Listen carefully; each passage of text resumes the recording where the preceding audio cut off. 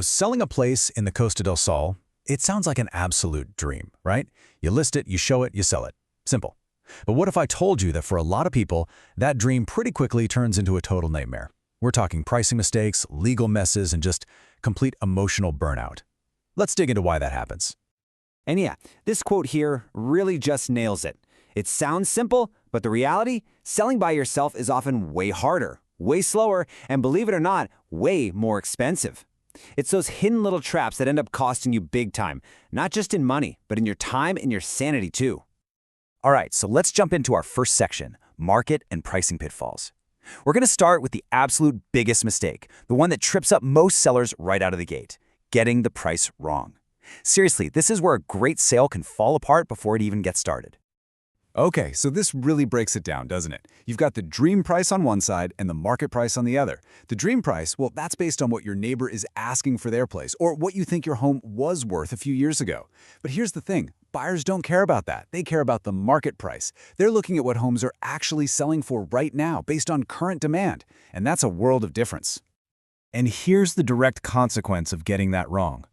Overpriced homes become invisible online. I mean, think about it. In a place like the Costa del Sol, buyers are scrolling through dozens of listings. They set their price filters. If you're priced even a little too high, you don't just look expensive, you literally don't even show up. You're invisible to the people who are actually ready to buy. And this is what happens over time. It's a painful process, and it creates what we call a burned property. So at first, you're excited, right? But then, weeks go by. You're getting very few serious calls. Then months pass. Now your listing just looks old. It's stale. Buyers start getting suspicious, thinking, what's wrong with that place? And by the time you finally start dropping the price, it's too late. You've lost all your negotiating power. Okay, let's move on. Section 2 is all about attracting the right buyers. So let's imagine you actually did get the price right. Great, but now you're facing a whole new challenge, and it's one that's pretty unique to this market. It's not just about finding any buyer. It's about connecting with a very specific and very international group of people. Yeah, check this out. Over half, more than 50% of the buyers in the Costa del Sol are international. Now that's not just a cool piece of trivia, it completely changes the game. These aren't local buyers. They have totally different questions, different worries, and way different expectations. Which brings us to this really important question for you, the seller. When that buyer from the UK or Germany or Sweden starts hitting you with the hard questions, can you actually answer them? Because they're going to ask about everything. Spanish property taxes, the step-by-step legal process, the local community rules and fees. They'll want to know about building licenses for renovations and how to check for debts on the property. And if you hesitate or you sound unsure, their confidence just evaporates. And a confused buyer, they don't make an offer. They just walk away. And then there's the first impression, which is everything. This comparison says it all, really. On one side, you've got your phone photos, dark snapshots of rooms that haven't been prepped. On the other side, that's what buyers expect today. Professional photos with great lighting, rooms that are staged to look amazing, and yet even drone videos and virtual tours. That's the bar now. And look, it's not about getting visits. Anyone can get visits. It's about getting the right visits, filtering out all the time wasters and finding the people who are actually serious and qualified to buy. That is the real work, and it will suck up all of your time and energy if you're not careful.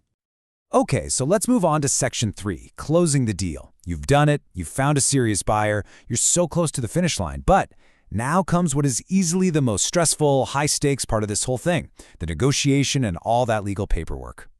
Because the art of negotiation is absolutely not luck. This isn't just haggling. It's more like a chess match. And chances are you're playing against an experienced investor or a sharp agent who knows every single move.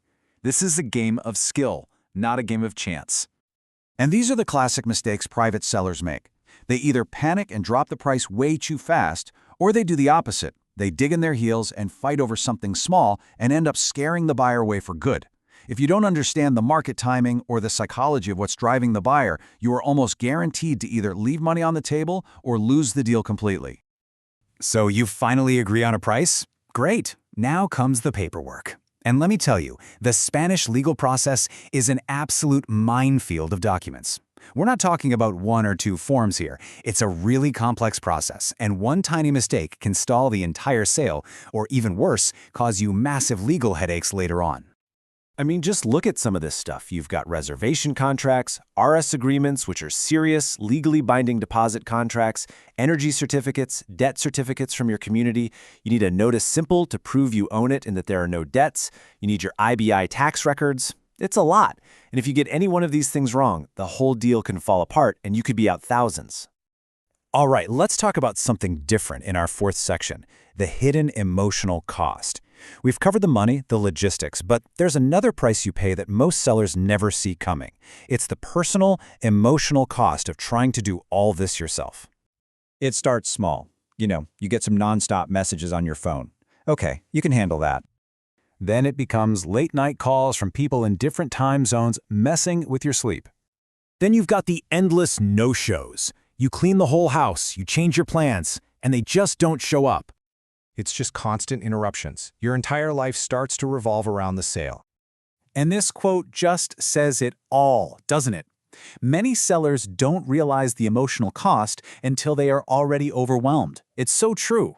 You start out trying to save a bit of money, and before you know it, you've taken on this stressful full-time job that you have zero training for. The burnout is real, and it is absolutely exhausting. So that brings us to our final section, your best possible result. After looking at all these potential disasters, the pricing, the marketing, the legal stuff, the burnout, you have to ask, what's the other way? How do you actually get the best result without going crazy? Well, the alternative path is one that takes all of those challenges and just handles them. It's about a process that saves your time, massively reduces your stress, and actually protects your price. It makes sure your home is presented perfectly so that you achieve, well, your best possible result. It's not just about making it easier, it's about making it better. So at the end of the day, when you really stop and add it all up, the financial risks, the legal minefields, and that huge personal cost, you're left with one simple question to ask yourself. Is doing it yourself really worth the risk?